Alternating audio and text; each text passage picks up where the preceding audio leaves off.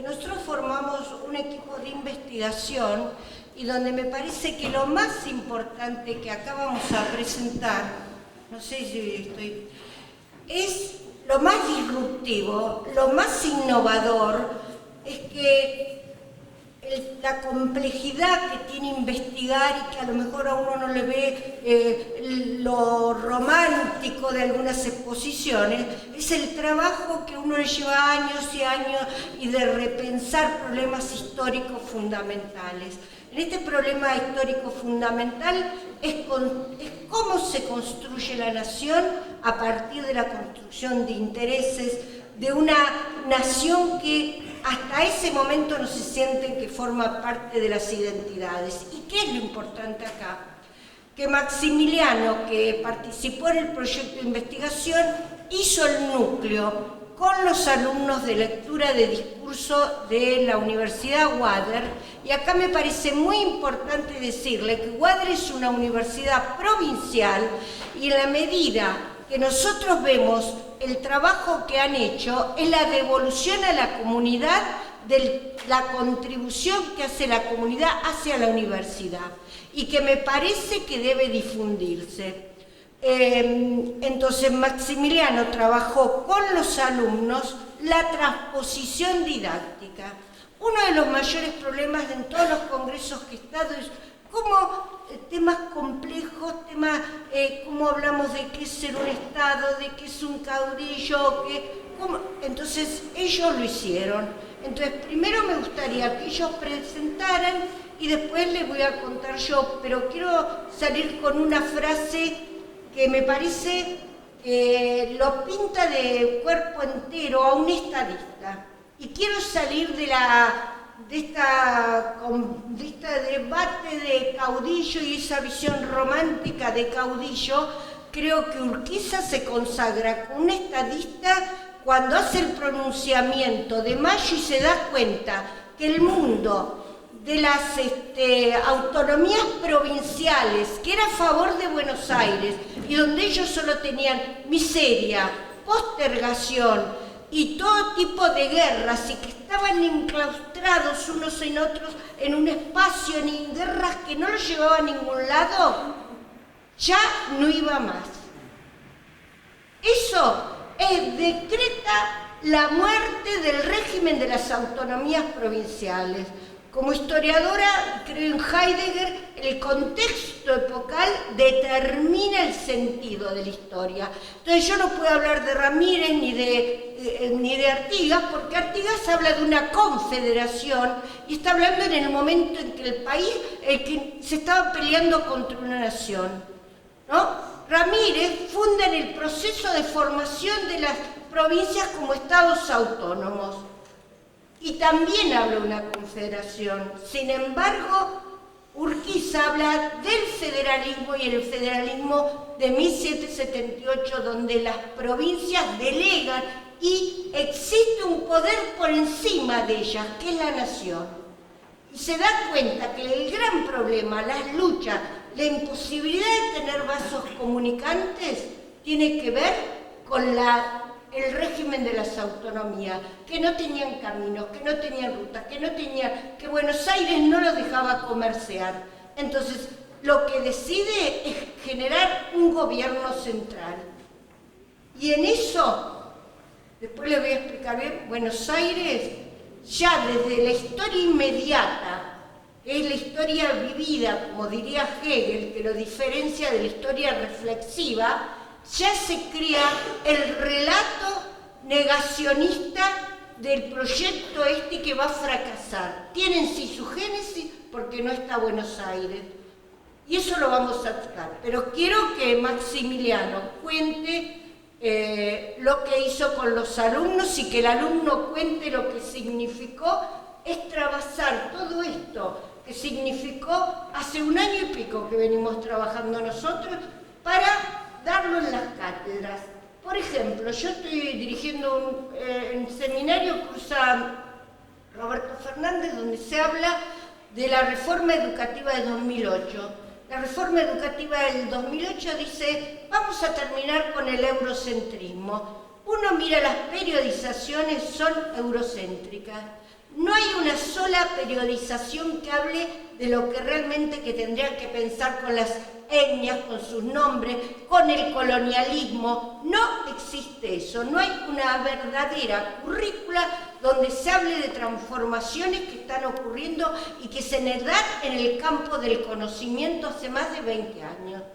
Bueno, Maximiliano, y después yo les termino de contar. Buenas noches a todos, gracias por participar. Bueno, como decía la doctora Carmen, ella es profesora en una cátedra que es lectura del discurso historiográfico, en la cual participo junto a ella como un equipo, y también el alumno Gonzalo Figarola, que va a explicar un poco qué es lo que hacemos en la cátedra y cómo trabajamos. Bueno, ustedes dirán, bueno, ¿qué es lectura del discurso historiográfico? Bien, en lectura lo que trabajamos es eso, los discursos historiográficos que forman parte de la historia, un metarrelato. Bien, nos enfocamos en algo inexistente, como es la formación del Estado-Nación, con eje en 1852 y que todos sabemos se extiende hasta 1861. ¿Bien? Pero ¿qué pasa?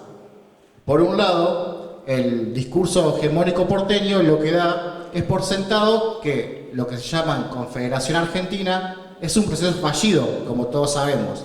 ¿Sí? ¿Por qué? Porque no está Buenos Aires y no tiene las rentas de la aduana.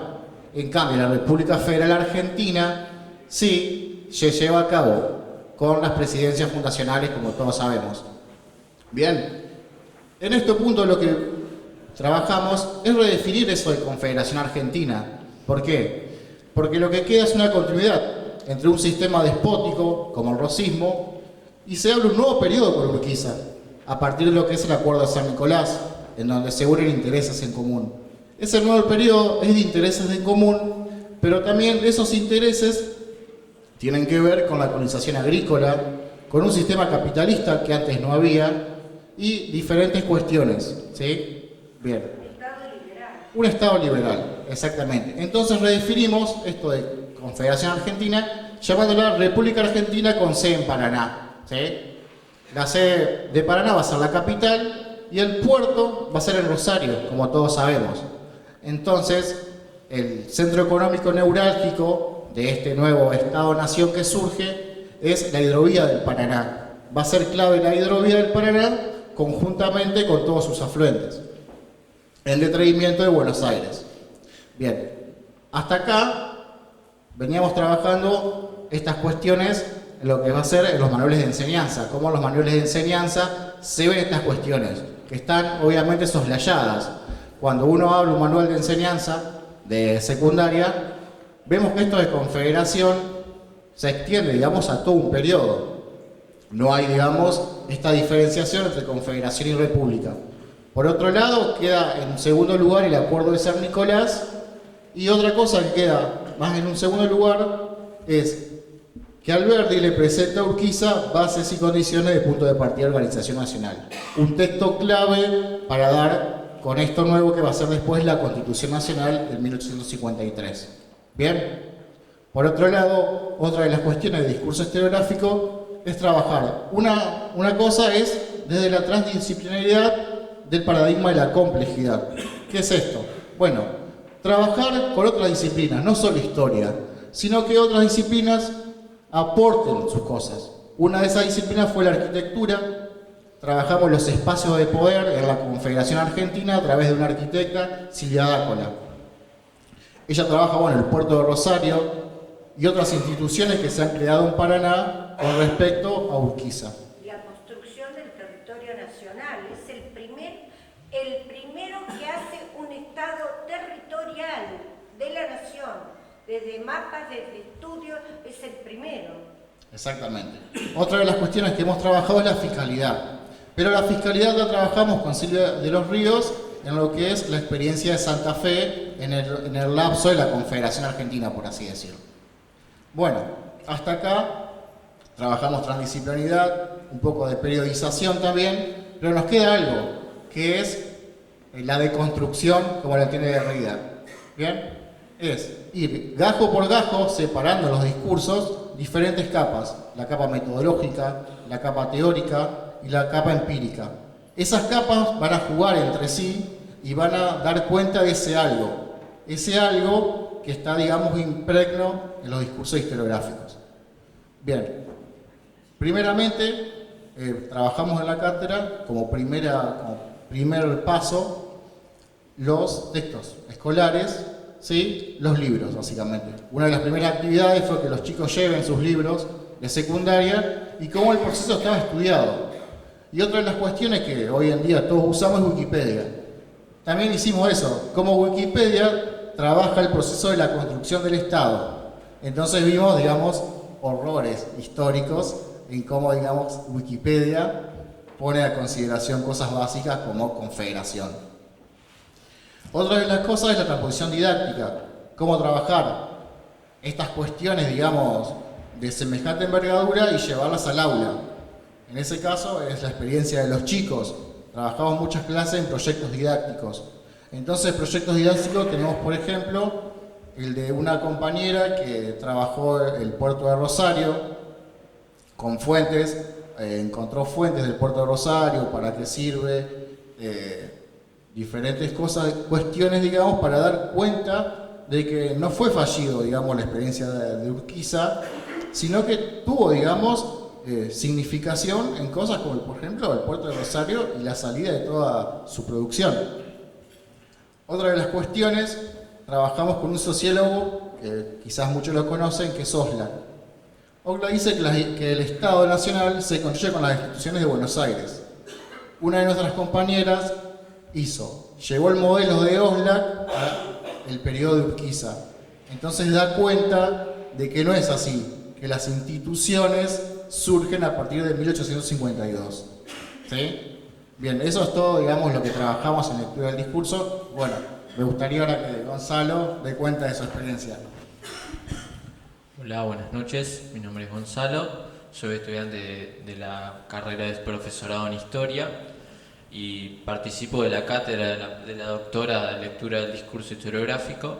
Y más que nada venía a contarles la experiencia que tuvimos en la cátedra, que a nosotros en totalidad a los alumnos nos cambió, digamos, fue un giro, más que nada lo que veníamos dando en lo que es materia de historia argentina y en historia general.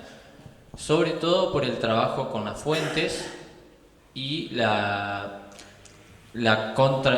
contrastar, digamos, diferentes el discurso de los autores.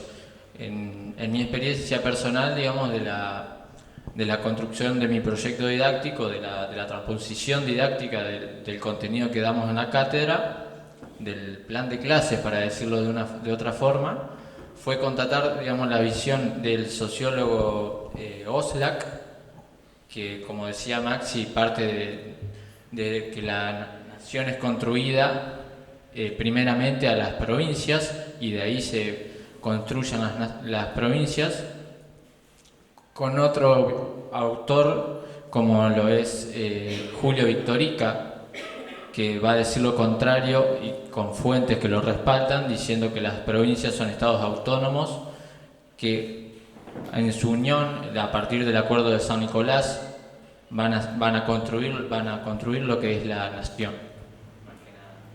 O la nación es algo diferente, ¿no? Sí. Al Estado Nacional me refería cuando digo nación, son cosas diferentes, pero me refería a lo que es el Estado Nacional que conocemos hoy.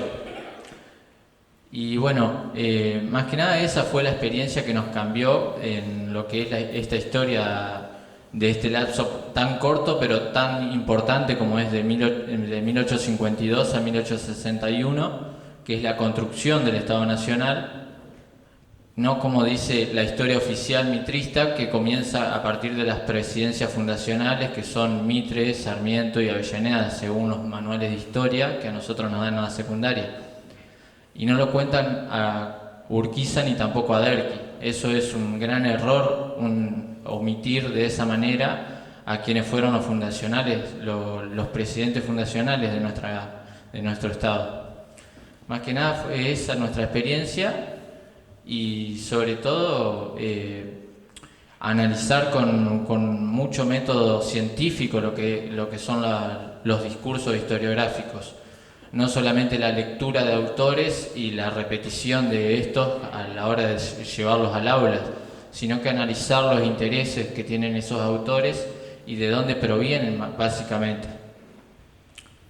Bueno, más que nada esa es la experiencia. Bueno, digo que tendría que haber una reivindicación y poner como presidencia fundacional Urquiza, que bueno, sintéticamente, a diferencia de ustedes que me lo mostraban todos como guerreros, creo que el mayor valor de Urquiza, cuando él dice, le voy a leer 2 párrafos que son de él, ¿no? Dice, tan bizarramente conquistada en los campos de batalla, pero de ningún modo consolidada en nuestras leyes e instituciones, pues muy poco se habría aventajado con una constitución en que se establecieran poderes públicos y se defendiesen y deslindasen si no se respetan el honor, la libertad, los derechos de todos los individuos, que son sagrados y que no se pueden tocar ni arreglo a las leyes. Cuando le voy a hacer brevemente el estado de la cuestión, porque para mí es importante, la versión porteña olímpica niega que el proyecto, y yo no quiero decir de Urquiza, quiero decir de la Alianza Litoral Interior, porque ahí hubo una alianza entre gobernadores que mientras todos los elementos hasta ese momento habían sido conflictivos y había sido guerra, quizás el mayor es aprender a negociar, aprender a acordar. De esa alianza prácticamente no se dan cuenta y creo que lo más importante de todo, hay varias hipótesis. La versión porteña se crea en el momento de mayor auge, digamos, de este grupo. Este grupo consigue hacer votar el acuerdo de San Nicolás, que ya lo tenía acordado con los gobernadores, eso es evidente. Va a ser el Congreso Constituyente. Mientras tanto, Buenos Aires hace todo para sabotear todo el proyecto. Entonces ahí se crean los argumentos fundamentales para decir que es imposible que ese proyecto en sí pueda coagular. Uno lo escribe Sarmiento en el análisis de la Constitución. Dice, no tiene futuro si no tiene la renta de Buenos Aires.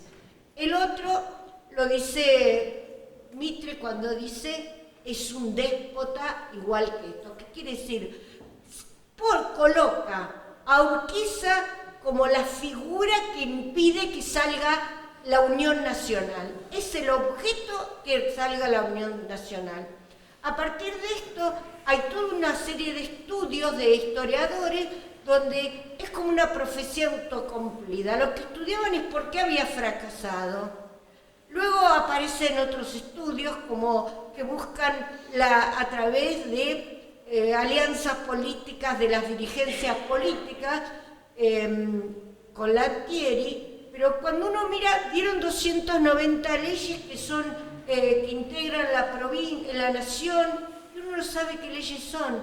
Que den una ley no quiere decir que se puede implementar. Por ejemplo, se declara la libre navegación de los ríos y el eje articulador es Paraná. Pero Paraná no se puede hacer así nomás. Tienen que aprender, tienen que dragarlo, tienen que pedir un empréstito para usar barcos que sean adecuados por el problema de los bancos de arena. Entonces, no es que yo doy una ley y la ley tiene. Entonces, y siempre queda la figura de que Urquiza es un autoritario, que Urquiza es un déspota. Y aquí aparece el trabajo de Dócola. A mí el trabajo de Dócola me parece genial. ¿En qué sentido? Incorpora a la historia algo que no se da, que es la espacialidad. Entonces muestra cómo en ese modelo la nación se construye a partir de organizar una espacialidad, una territorialidad que Buenos Aires ni conocía, ¿no? Cómo va organizando los caminos y en un vértice que está Paraná, Entre Ríos, Santa Fe, Rosario y Córdoba. Y en donde aparece ya desde el primer momento el ferrocarril uniendo, los caminos uniendo todo lo que tiene que ver con las otras provincias. Bueno, todo esto ¿a qué lleva? Lleva a algo que les quiero decir y que les voy a leer un párrafo, y es que primero que nada para 1851 ya saben que hay una nación argentina y se sienten que forman parte de esa nación argentina.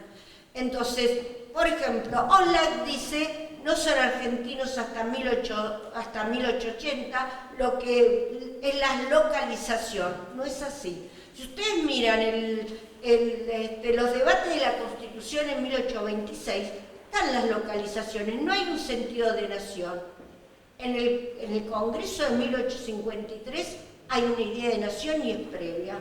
Les voy a leer 3 párrafos y después. Alberdi dice, en una de las cosas que dijo en la historia porteña, dice que Buenos Aires es la que eligió. Buenos Aires se queda con el programa, le roba el programa de hacer un gobierno con un gobierno central que organice, que haga caminos, que pueda crear instituciones comunicantes entre cada uno. Le roba también hasta el derecho a la constitucionalidad. Entonces, lo que les quiero decir es que entre 1852 y 1853 se amalgaman intereses, se da la pertenencia a la nación. Y esto, les voy a leer 2 párrafos. Uno es de Alberdi, una de las cosas, cuando dice que la Constitución, Alperindón dice que todas las constituciones van a Buenos Aires y elige entre 6, es mentira. La única constitución que hemos visto proyecto es el de Alberdi. Y cuando hay un debate en el Club Constitucional, después que se separa Buenos Aires, ellos dicen, vamos a tomar el de Alberdi. O sea, han mentido deliberadamente. Entonces, dicen, en política no hay existencia nacional, no hay Estado, no hay cuerpo de nación si no hay consolidación o unión de intereses, medios y propósitos. Sin la unión de intereses argentinos, habrá provincias argentinas, no República Argentina, ni pueblo argentino, habrá riojanos, cuyanos, porteños, no argentinos. Solo es grande que es nacional o federal. La gloria que no es nacional es doméstica, no pertenece a la historia.